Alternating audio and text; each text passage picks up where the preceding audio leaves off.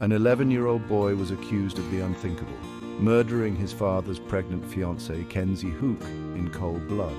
Had a child really committed such a brutal act, or was the truth far more complex? Nestled amidst the rolling hills of western Pennsylvania, the quaint town of Wampum exuded a timeless charm. Kenzie Houk, a vibrant young woman, was building a life filled with love and promise. She was a devoted mother to her two beautiful daughters, Janessa and Adeline. She'd recently found love again with Chris Brown, a hard-working construction worker. Little did they know, a storm was brewing, threatening to shatter their peaceful existence.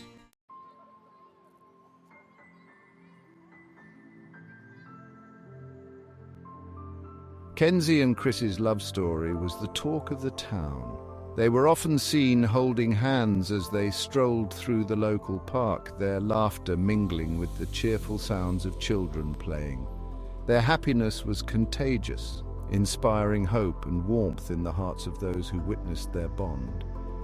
Kenzie's eyes sparkled with newfound joy, her love for Chris evident in every glance, every touch. Chris had brought into their lives his son, 11-year-old Jordan, from a previous relationship. Jordan was a quiet and reserved boy, his demeanor a stark contrast to the boisterous energy of his soon-to-be stepsisters. He often kept to himself, observing the family dynamics with a watchful eye. The transition wasn't always seamless, as with any blended family, but Kenzie was determined to create a loving and inclusive home for all of them. She showered Jordan with the same affection she gave her daughters, her warm embraces and gentle words a testament to her unwavering commitment to making him feel loved and accepted. Kenzie understood the challenges Jordan faced, navigating the complexities of a blended family at such a young age. She made a conscious effort to include him in family activities, hoping to create cherished memories that would forge strong bonds between them. Despite her efforts, a palpable distance remained between Jordan and the rest of the family. His quiet nature often led to misunderstandings, his silence misinterpreted as sullenness or resentment. Kenzie, ever the optimist, remained hopeful that time and patience would bridge the gap. She believed that love could conquer all, that Jordan would eventually come to see her as a source of comfort and support. Her unwavering faith in her family fueled her determination to create a harmonious home, a sanctuary where love and acceptance prevailed.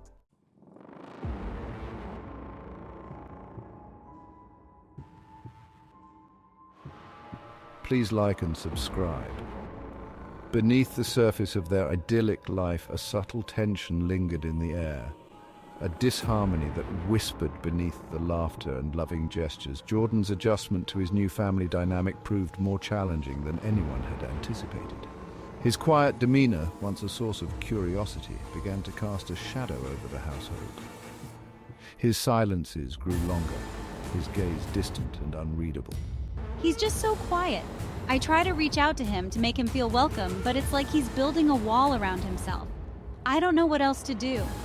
Her friend offered words of reassurance, suggesting that Jordan simply needed more time to adjust to the dramatic changes in his life.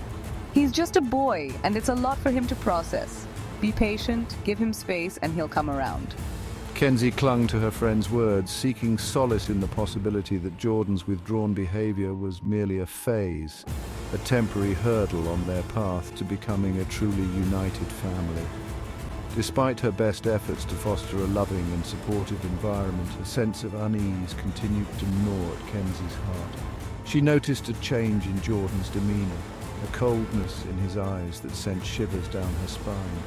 His silences became pregnant with unspoken resentment, his gaze lingering on her with an intensity that made her skin crawl. Kenzie tried to rationalize her fears, attributing them to the stress of blending their families, but deep down, a seed of doubt had been sown, whispering insidious doubts in the stillness of the night.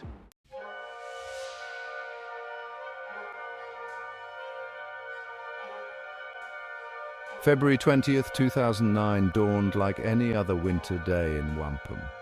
A blanket of fresh snow covered the ground, muffling the usual sounds of a town awakening.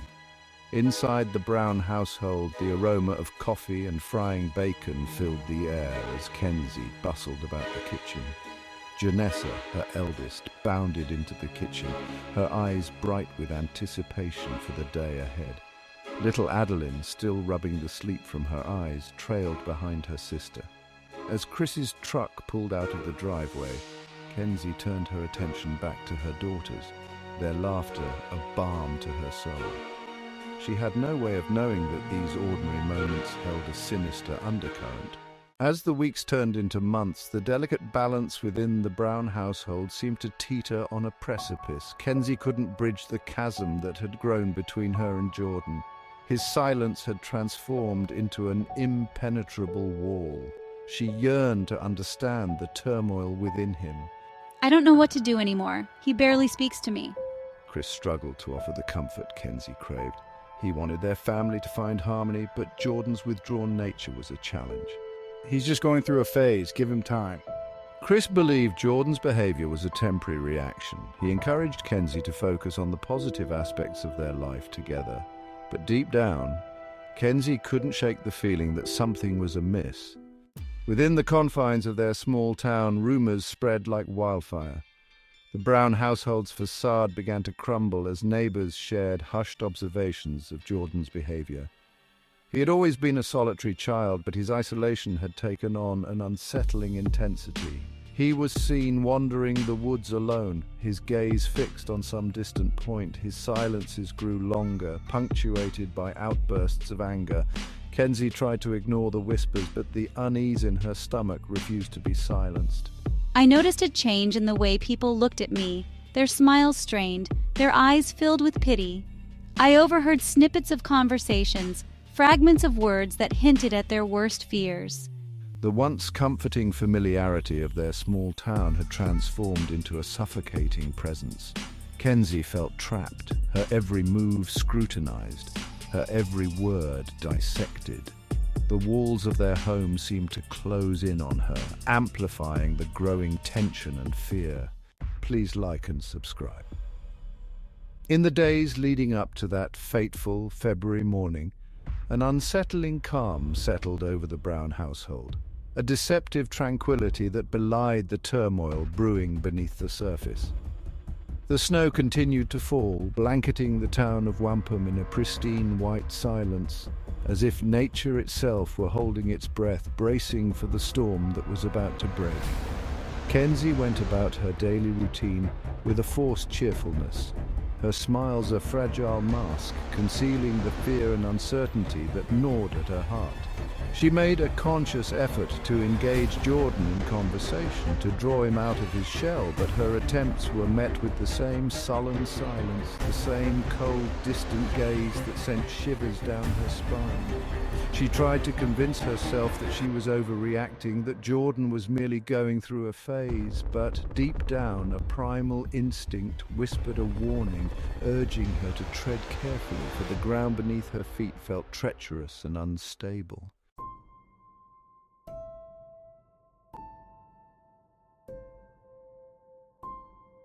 A child's burden. Jordan, trapped within the confines of his 11-year-old world, grappled with emotions too complex, too overwhelming for someone his age to comprehend, let alone articulate. The arrival of Kenzie and her daughters had disrupted the fragile equilibrium of my life, shattering the familiar routines and rhythms that had once defined my world. I loved my father fiercely, but our relationship was strained by unspoken resentments and the lingering pain of my parents' separation. Jordan had always blamed his mother for the family's dissolution, painting her as the villain in his internal narrative, a narrative fueled by anger, confusion, and a child's desperate need to make sense of a world that no longer made sense. And now, here was Kenzie, this interloper, this stranger who had stepped into my mother's shoes, threatening to erase the last vestiges of my former life. I watched her with a mixture of resentment and fascination, her warmth and affection a stark contrast to the coldness that had settled over my heart. He wanted to hate her, to lash out at her, to make her hurt the way he hurt, but her kindness disarmed him. her unwavering attempts to connect with him chipping away at the wall he had so carefully erected around himself. My silences were not intentional acts of cruelty, but rather the only defense I knew, a way of protecting myself from the emotional maelstrom raging within me. I was drowning in a sea of conflicting emotions, grief for the family I had lost, anger at the mother who had abandoned me, confusion over my place in this new and unfamiliar dynamic, and a flicker of something akin to guilt at the resentment I felt towards Kenzie, who had shown me nothing but kindness and compassion. Despite the ever-present tension, there were moments, fleeting but precious, when the Brown family glimpsed a path towards healing. Kenzie, ever the optimist, believed in Jordan's capacity for love and forgiveness. One cold winter evening, a rare moment of shared laughter broke through the usual silence. Janessa's infectious giggles filled the room as she convinced Dad to play a board game. Kenzie noticed a flicker of amusement in Jordan's gaze, a softening of his usually guarded expression. In that instant, anything seemed possible. Perhaps love could conquer all. The sun rose on February 20th, 2009, painting the snow-covered landscape in hues of pink and gold. Inside the Brown household, the familiar rhythm of a new day began. Kenzie, her heart heavy with a premonition, moved through her morning routine. She woke her daughters, their sleepy smiles a brief respite. She prepared breakfast, the aroma of coffee and bacon filling the air. Chris kissed her goodbye, his rough hand lingering on her cheek. "I love you," he murmured. "Be careful." Kenzie clung to his words. "Love you too," she whispered back. As Chris's truck faded, Kenzie turned to her daughters, their laughter a balm to her soul. She helped them bundle up in their winter coats. She walked them to the bus stop, their chatter filling the crisp morning air. As the school bus pulled away, Kenzie stood for a moment, watching it disappear. She had no way of knowing that these were the last ordinary moments she would ever experience.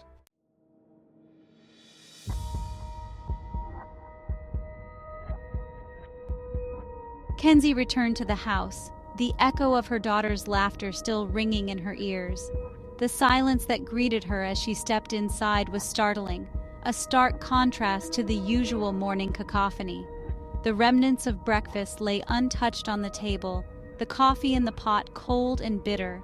She called out for Jordan, her voice echoing through the empty house, a knot of unease tightening in her chest with each unanswered call. She checked his room, finding it empty, his bed neatly made, his belongings in their usual places. A wave of dizziness washed over her, the silence pressing in on her, amplifying the growing sense of dread that had taken root in her soul. She tried to rationalize her fear, telling herself that Jordan had probably left for school early, that he was simply avoiding her as he'd been doing more and more lately. But deep down, a primal instinct whispered a warning, urging her to search further, to unravel the mystery of his sudden disappearance. She checked the backyard, the woods behind their property, her heart pounding with each step, her mind conjuring up images she dared not voice. Where could he be? Why hadn't he answered her calls? The questions swirled in her mind, a dizzying torrent of fear and confusion. She returned to the house, her steps heavy with a growing sense of dread. The silence that had once been unsettling had now transformed into a suffocating presence, a heavy blanket of foreboding that seemed to smother her every thought, every breath. She stood in the middle of the living room, her gaze scanning the familiar surroundings, searching for a clue, a sign, anything that could explain Jordan's whereabouts and quell the rising tide of panic that threatened to consume her.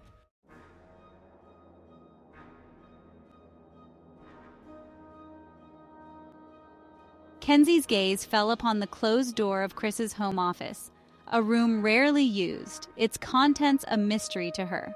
A flicker of hope ignited within her, a desperate prayer that Jordan might be inside, seeking solace in the solitude of his father's workspace. She crossed the room, her hand trembling as she reached for the doorknob. It turned with a soft click, the door swinging open to reveal a scene that would forever be etched into the deepest recesses of her memory.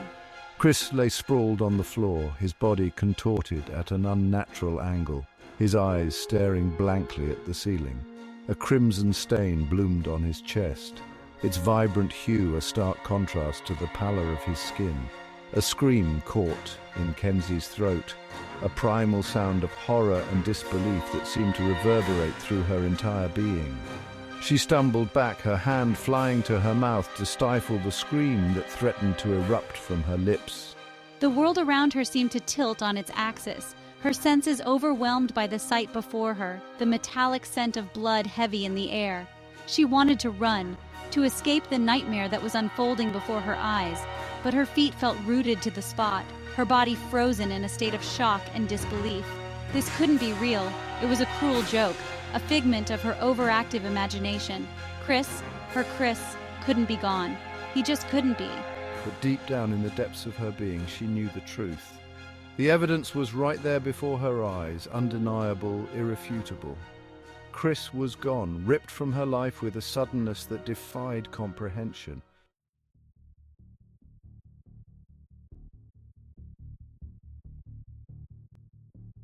Please like and subscribe.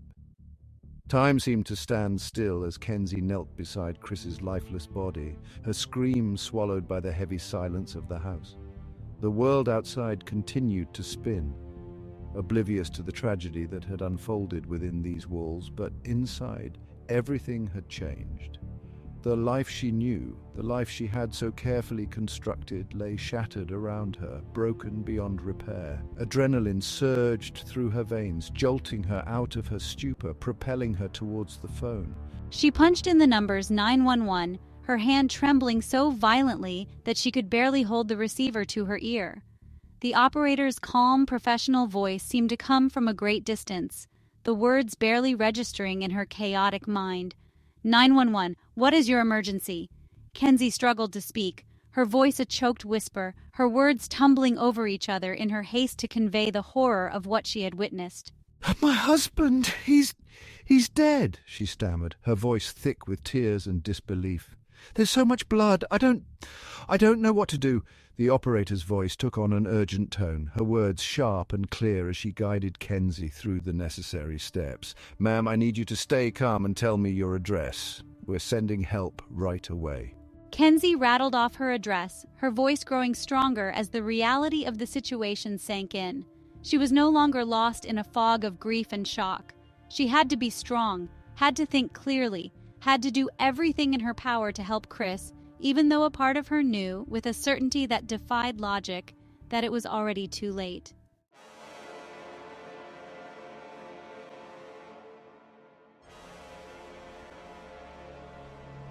The wail of approaching sirens sliced through the heavy silence that had descended upon the Brown household, their shrill cries a harbinger of the chaos that was about to unfold. Kenzie watched from the window as police cars and ambulances converged on their quiet street, their flashing lights painting the snow-covered landscape in hues of red and blue. She felt a hand on her shoulder and turned to see a female police officer, her expression a mixture of compassion and professional detachment. Ma'am, I need you to come with me, the officer said gently, her voice firm but kind. We need to ask you some questions. Kenzie allowed herself to be led away from the scene, her mind numb, her body moving on autopilot. She watched as paramedics rushed into the house, their faces grim, their movements efficient and practiced. She knew, without having to be told, that they were too late.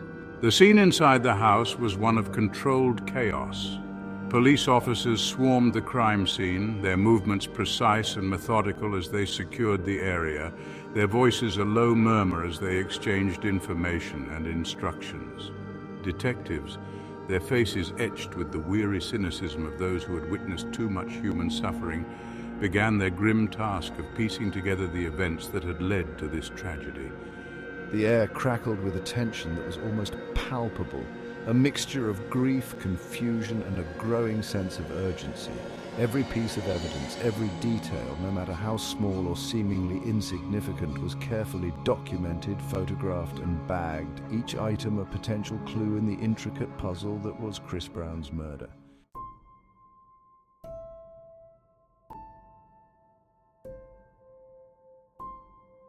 News of the tragedy spread through the tight-knit community of Wampum like wildfire, leaving a trail of shock and disbelief in its wake. Neighbors gathered in small groups, their faces etched with a mixture of grief, confusion, and a growing sense of unease.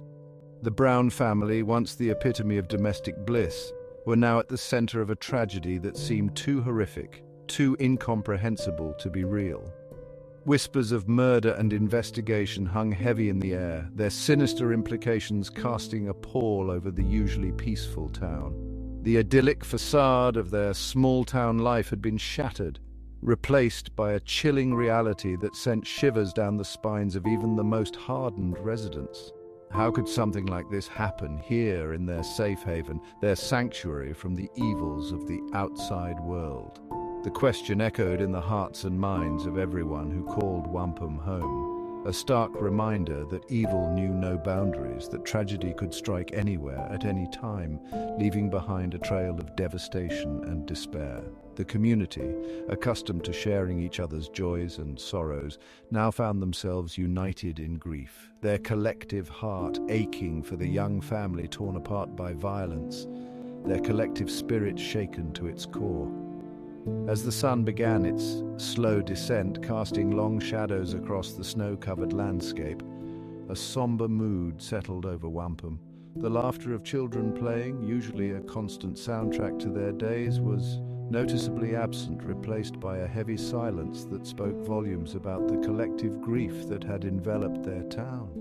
The Brown house, once a beacon of warmth and laughter, now stood dark and silent, a chilling reminder of the tragedy that had unfolded within its walls, a symbol of the fragility of life and the randomness of fate.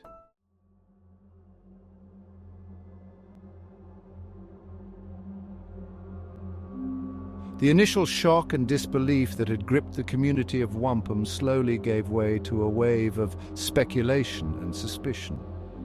Rumors, fueled by fear and the human need to make sense of the senseless, spread like wildfire, their tendrils reaching into every corner of the town, poisoning the well of shared grief with seeds of doubt and mistrust.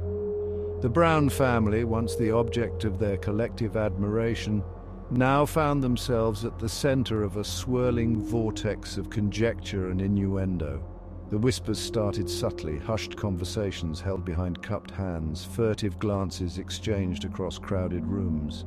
But as the hours turned into days and the investigation into Chris Brown's death intensified, the whispers grew louder, bolder, morphing into accusations whispered in the aisles of the local grocery store, debated with increasing fervor over backyard fences, and splashed across the front pages of the local newspaper.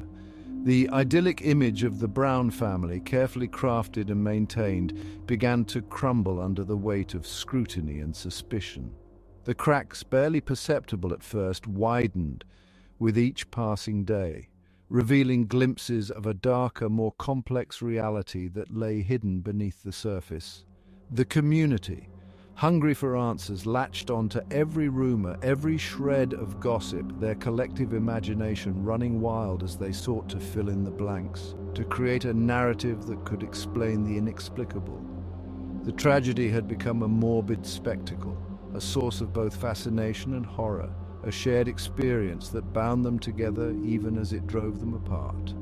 The very foundations of their community, built on trust, shared values, and the belief in the inherent goodness of their neighbors, seemed to tremble beneath their feet, threatening to collapse under the weight of suspicion and fear. As the sun set, casting long shadows across the snow-covered landscape, a team of detectives descended upon the Brown household, transforming it into a crime scene. The detectives, faces etched with grim determination, moved methodically, scanning for any detail that could shed light on Chris Brown's demise. The air crackled with tension, a mixture of grief and anticipation. The tragedy had shattered a family and shaken a community. The investigation into Chris Brown's death was a slow, meticulous process, a painstaking search for truth amidst a maelstrom of grief and small-town secrets. The detectives approached their task with methodical precision, determined to leave no stone unturned.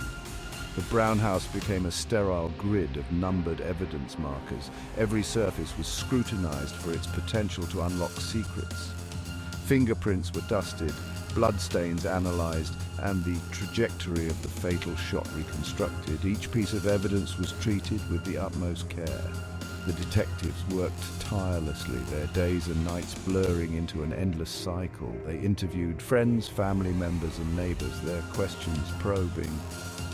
A man was dead, a family shattered, and a community held captive by grief and fear.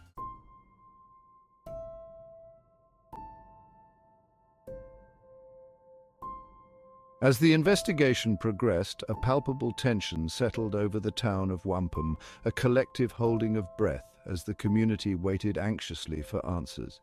The silence from the authorities was deafening, fueled by a lack of concrete leads.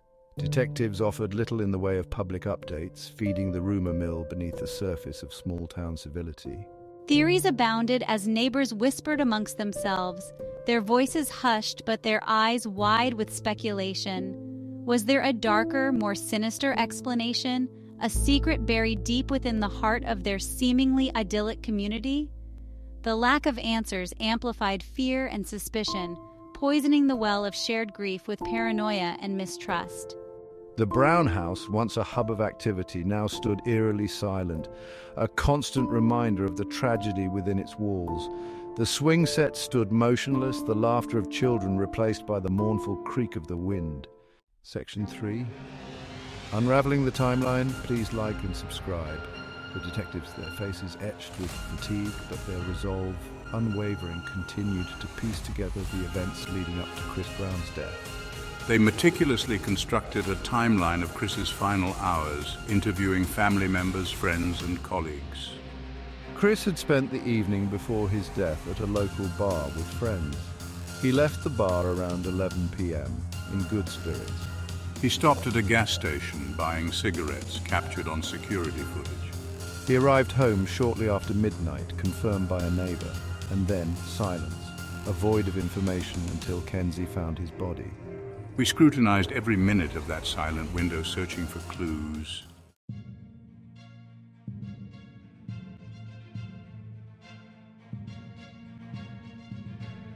Section 4, a shell casing whispers. Amidst the growing frustration, a silent witness emerged from the forensic lab, altering the investigation. A spent shotgun shell casing revealed the make and model of the firearm used to kill Chris Brown. It was a youth model shotgun designed for young or novice shooters. The discovery sent a shiver down the detectives' spines. The thought of a child involved in such violence was almost unthinkable. We had to consider the possibility that Chris Brown's killer was a child.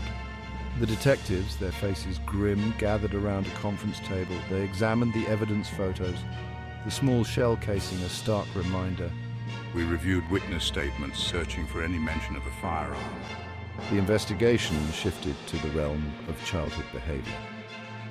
The detectives grappled with the unsettling possibility that the key to solving Chris Brown's murder lay in the heart of a child.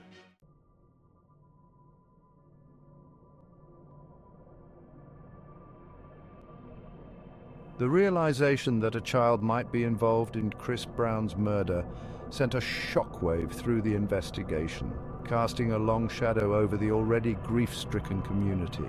Section 5, shifting focus, a child in the crosshairs. We knew we were treading on sensitive ground, our every move subject to intense scrutiny from both the public and the media, who had descended upon the small town of Wampum with a voracious appetite for any scrap of information. The focus of the investigation shifted to the children in Chris Brown's life.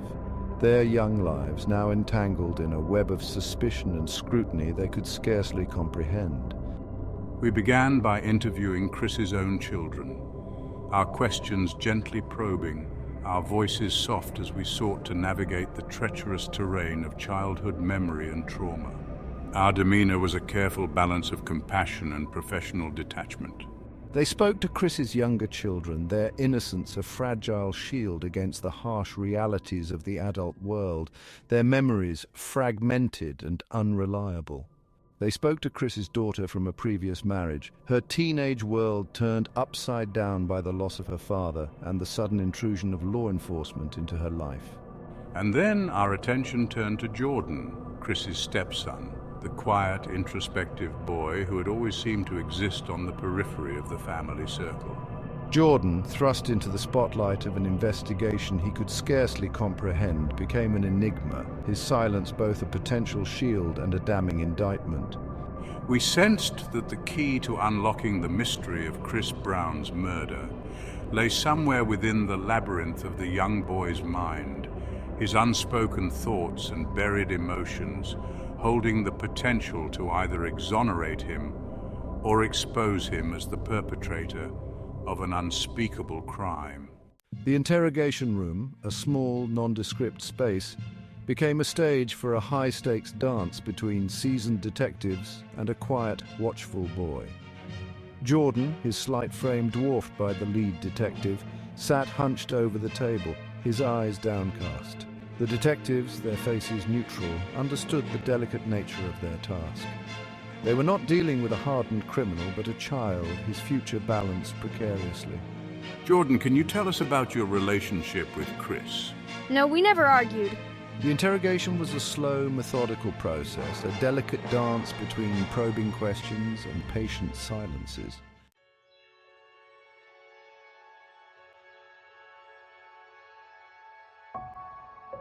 As the investigation into Chris Brown's murder stretched on, a palpable tension gripped the small town of Wampum. The once vibrant community had transformed into a hotbed of rumors and speculation. The Brown house now stood as a grim monument to tragedy. The playground, once filled with joyful shrieks, stood eerily deserted. The church bells now seemed to toll a somber dirge. The coffee shop was now a subdued gathering place. Chris Brown's murder had ripped a hole in the fabric of their community. The lack of answers fueled speculation, turning neighbor against neighbor. Whispers grew louder, poisoning the well of shared grief with doubt and mistrust. The belief in the inherent goodness of their small town had been shattered. The weight of the investigation pressed down on Jordan, the walls of his world closing in. He became a recluse, his bedroom a sanctuary from prying eyes. The burden of his secret, a crushing weight, became his constant companion. I don't know what to do anymore. His once bright eyes, now clouded with fear and confusion, reflected the turmoil within.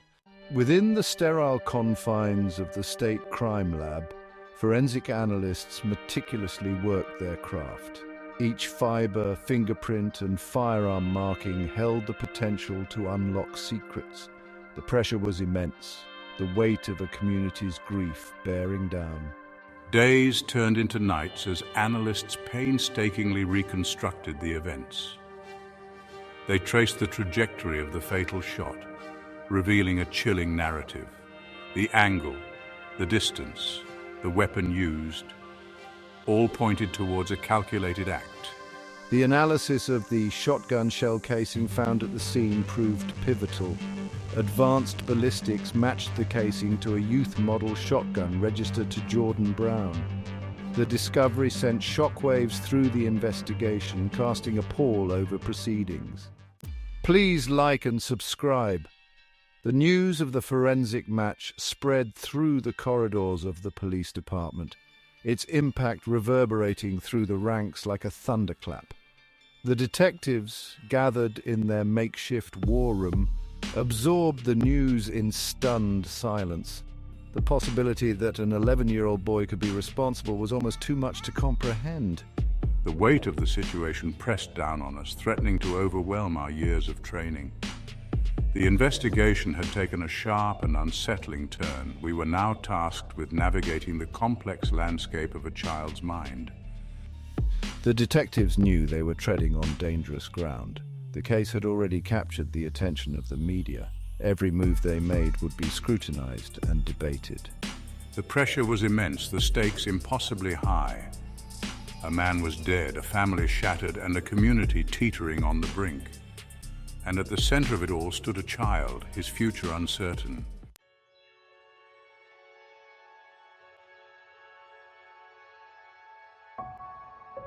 The news of Jordan Brown's potential involvement in Chris's death ripped through Wampum like a tornado, leaving a trail of devastation and disbelief in its wake. The community, already reeling from the shock of the murder, now found itself grappling with an even more unsettling reality. That the monster in their midst might not be a shadowy figure lurking in the darkness, but a child, his innocence lost, his soul forever tainted by the stain of violence. The idyllic facade of their small town, the comforting illusion of safety and security, crumbled before their eyes, replaced by a chilling awareness of the darkness that lurked beneath the surface of their seemingly idyllic existence. The whispers, which had started as hushed expressions of concern, now morphed into venomous accusations, the doubt and suspicion spreading like a virus, infecting every corner of their once tight-knit community. Friends and neighbors, once bound by shared values and a deep sense of community, now eyed each other with suspicion, their conversations laced with veiled accusations and thinly disguised judgments. The Brown family, once the embodiment of small-town values, now found themselves ostracized, their grief compounded by the weight of a community's collective scorn. The shadow of doubt stretched long and dark, its tendrils reaching into every home, every heart, poisoning relationships and shattering the fragile peace that had once defined their lives. The town, once a sanctuary from the harsh realities of the outside world, now felt like a pressure cooker, the air thick with suspicion, the silence heavy with unspoken accusations. The truth, elusive and painful, remained hidden, buried beneath layers of grief, fear, and a growing sense of unease that threatened to consume them all. The once peaceful community of Wampum, Pennsylvania, now found itself fractured, a microcosm of the nation's ongoing debate about juvenile crime and the very nature of justice. The arrest of Jordan Brown, an 11-year-old boy accused of murdering his soon-to-be stepmother, had cleaved the town in two. On one side stood those who clung fiercely to the presumption of innocence. Jordan, in their eyes, was a victim himself, caught in a web of circumstances too horrific to comprehend. They pointed to his age and lack of a clear motive. On the other side stood those who saw only the cold, hard facts of the case. For them, justice was black and white. They demanded accountability, their hearts hardened by the brutality of the act. The debate raged on, fueled by media sensationalism. The lines were drawn, each side convinced of their own righteousness. Jordan Brown, once an anonymous figure on the fringes of a small-town drama, now found himself thrust into the harsh glare of the national spotlight, his young life dissected and debated in courtrooms and living rooms across the country. His cherubic face, his youthful innocence, juxtaposed against the heinous crime of which he was accused, made for a captivating and deeply unsettling narrative. His world, once defined by the simple rhythms of school, video games, and the comforting presence of his father, had been irrevocably shattered. He was shuttled between court appearances, attorney consultations, and psychological evaluations, his every move scrutinized, his every word analyzed for any hint of guilt or remorse. The media, sensing a story that tapped into the primal fears and fascinations of their audience, descended upon Wampum with a voracious appetite for details, their cameras capturing his every move, their microphones thrust in his face, their questions relentless, their hunger for a story insatiable. He became a commodity, his life reduced to a series of sound bites and photo ops, his childhood innocence sacrificed at the altar of public consumption. Lost in the maelstrom of the legal system and the relentless scrutiny of the media, I struggled to make sense of the charges leveled against me, the complexities of the adult world swirling around me like a malevolent fog. I was a child caught in a grown-up nightmare, my innocence a fragile shield against the harsh realities of a justice system ill-equipped to deal with the nuances of a crime allegedly committed by a child. I was both victim and accused. My fate hanging precariously in the balance, my future uncertain, my life forever marked by the shadow of that fateful February morning.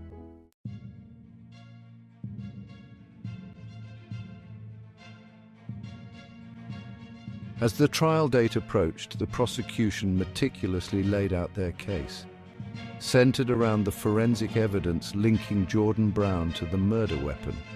The shotgun, a youth model, was found hidden in the Brown residence, its barrel still warm. The shell casing near Chris Brown's body matched the shotgun, its markings a fingerprint of guilt. The prosecution painted a picture of a troubled child, his world turned upside down by Kenzie Houk and her daughters. They argued that Jordan, consumed by jealousy, lashed out in untamed rage. The courtroom crackled with tension, the jury grappling with the complexities of the case.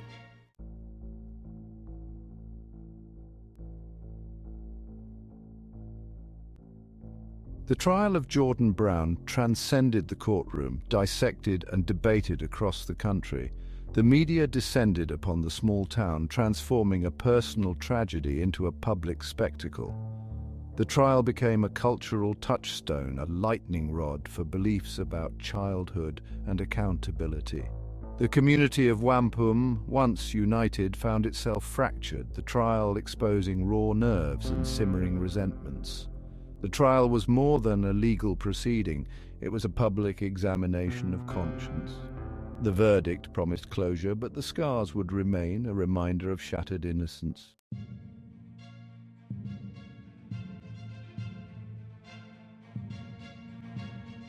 The courtroom awaited the opening statements, the air thick with anticipation.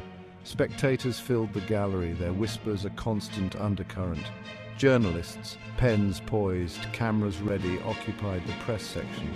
The prosecution bore the weight of proving guilt beyond a reasonable doubt. They would argue that the evidence pointed unequivocally to Jordan Brown. The defense faced the daunting task of defending a child accused of an unspeakable act. At the center sat Jordan, a small figure dwarfed by the grandeur of the courtroom.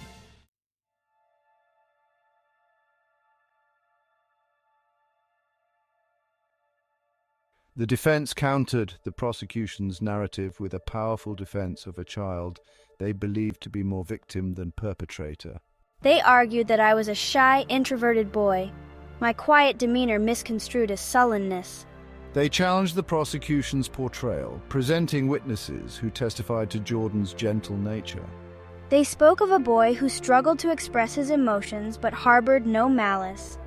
They argued that the prosecution's case was built on assumptions and circumstantial evidence.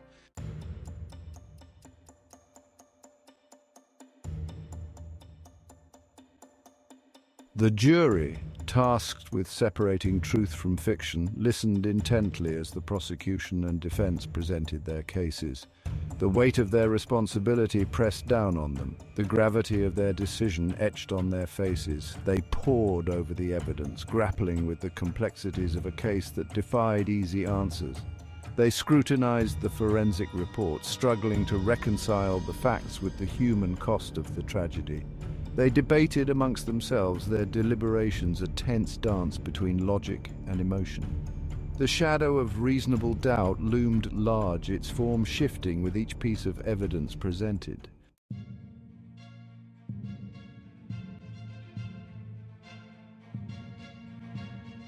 After days of testimony, the jury retired to deliberate, their faces etched with the weight of their responsibility.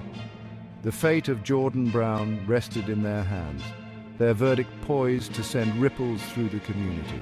The world outside the courtroom held its breath, the anticipation palpable. The media buzzed with anticipation, their cameras poised to capture the reactions. The community of Wampum braced itself for a decision that promised to either bring closure or ignite controversy. The courtroom held its breath, the air thick with anticipation, the silence stretching on, a prelude to a reckoning.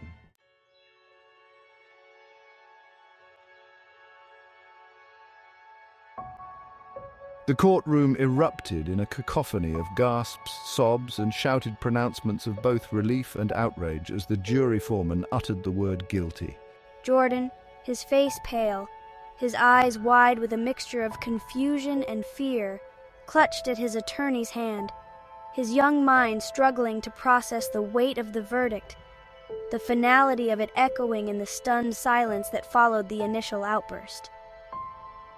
The judge, his face an impassive mask, his voice a calm amidst the storm of emotions swirling around him, surveyed the courtroom, his gaze lingering for a moment on the young defendant, before launching into a carefully worded explanation of the sentencing guidelines. He spoke of the severity of the crime, the sanctity of life, the need for accountability, his words a solemn reminder of the tragedy that had brought them all to this point.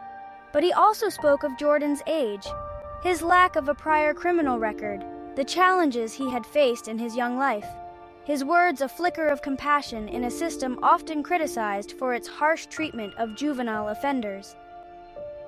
He spoke of the need for rehabilitation, for a chance at redemption, his words a glimmer of hope in a story that had seemed destined for a tragic ending.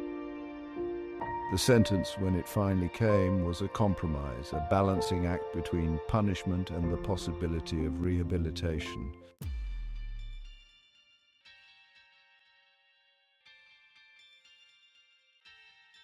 Please like and subscribe. The courtroom erupted as the jury foreman delivered the verdict.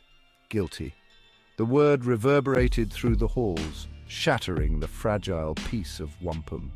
For some, the verdict brought relief, a confirmation of justice. They saw Jordan Brown as a cold, calculating killer. For others, it was a punch to the gut, a reminder of human fallibility. They saw a scared, confused child, a victim of circumstance. They questioned the evidence and the very notion of his guilt. The verdict deepened the divisions in wampum. The trial exposed the raw nerves of a community grappling with the unthinkable. In the aftermath of the verdict, the community of wampum grappled with the emotional fallout of a tragedy that had touched every life. The wounds, still raw, throbbed with the pain of loss and the sting of betrayal. Kenzie Houk's family, their hearts shattered, struggled to navigate the treacherous terrain of grief. They clung to memories of her infectious laughter and fierce love for her children. They sought answers, explanations, a reason for the senseless violence.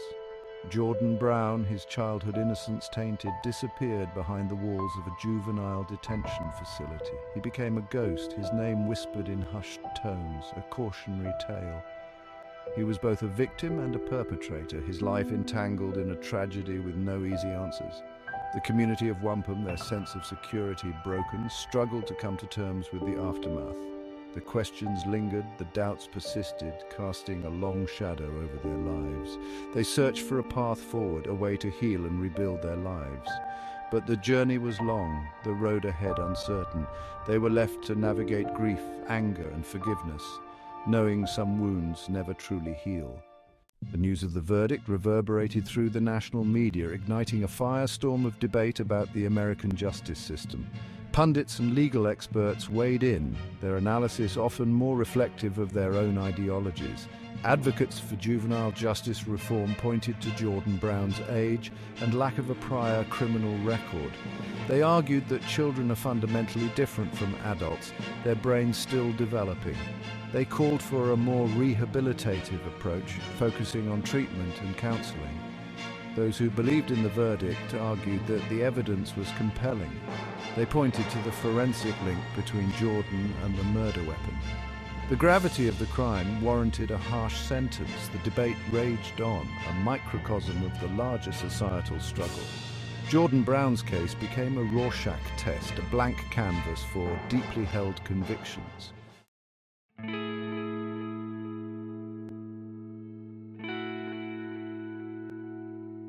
Amidst the legal wrangling and media frenzy, a quiet act of grace unfolded, a testament to the power of forgiveness. Debbie Houk, Kenzie's mother, chose to forgive Jordan Brown. Her forgiveness was not a condoning of his actions. It was a decision to release herself from hatred and bitterness. She believed Jordan, despite his actions, deserved a chance at redemption. Her forgiveness, a beacon of hope, did not come easily. It was a journey of confronting her own pain and anger. She sought solace in faith, family, and reflection. Her forgiveness had far-reaching implications. It challenged the community to confront their own biases. It offered Jordan a glimmer of hope, a testament to the power of the human spirit.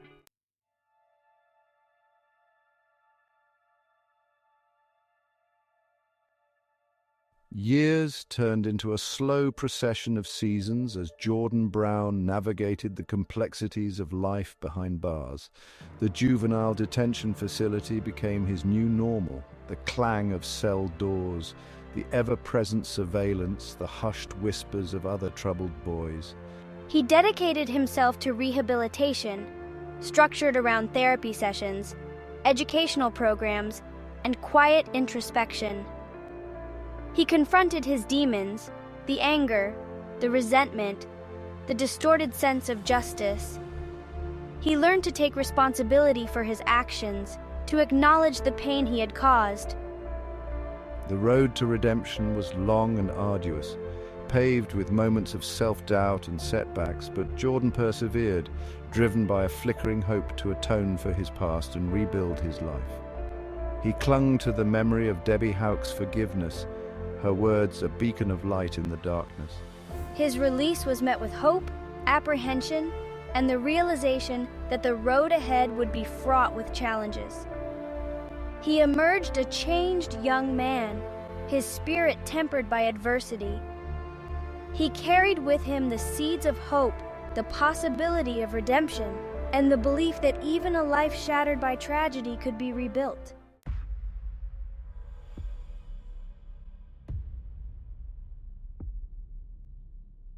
Despite the resolution of the legal case, the murder of Kenzie Houk continued to cast a long shadow over Wampum. Questions lingered, doubts refused to be silenced, seeds of uncertainty sown in the fertile ground of tragedy. Some believed Jordan Brown was wrongly convicted, fueled by the lack of a clear motive and circumstantial evidence. They pointed to inconsistencies in witness testimony and the pressure on law enforcement to secure a conviction. Others struggled to reconcile Jordan's rehabilitation with the enduring pain of Kenzie Houk's absence. They questioned the sincerity of his remorse, knowing no therapy could erase the pain he caused. The truth remained shrouded in uncertainty, a testament to the limitations of human perception and the enduring power of doubt. The case of Jordan Brown, a reminder that some mysteries defy easy answers, leaving lingering doubts and unanswered questions. And years after the tragedy in Wampum, Kenzie Houk's memory lived on, a bittersweet symphony of laughter and loss. She was remembered for her infectious smile and kind heart. Her spirit continued to shine brightly in the darkness.